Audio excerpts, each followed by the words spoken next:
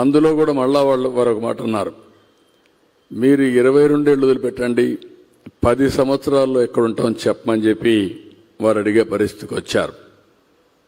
ఇక్కడ సమావేశాన్ని మిమ్మల్ని అందరినీ ఒకటే విజ్ఞప్తి చేస్తున్నాం. ఈరోజు మనం అందరం కూడా ఒక ఇన్స్పైరింగ్ టైంలో ఉన్నాం.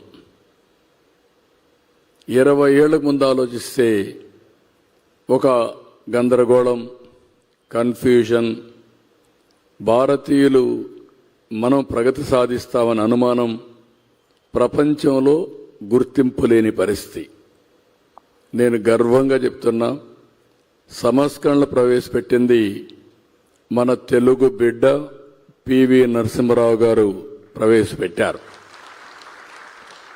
ఈ దేశానికి ఒక దశ దిశ నిర్దేశించారు.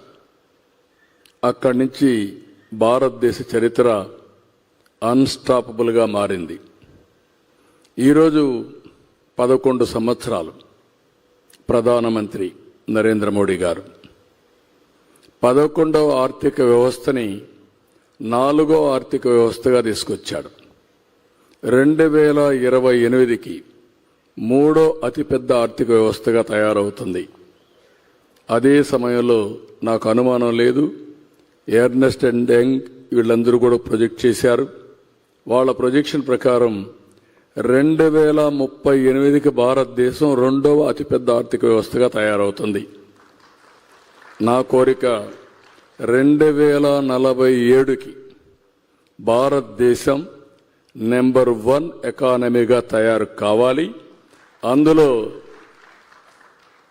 ఈ నెంబర్ 1 ఎకానమీగా తయారు చేయడంలో తెలుగు వారి పాత్ర ప్రముఖంగా ఉండాలని ఆకాంక్షిస్తున్నా. ఇది జరుగుతుంది, రాసి పెట్టుకోమని మిమ్మల్ని అందరినీ కోరుతున్నా.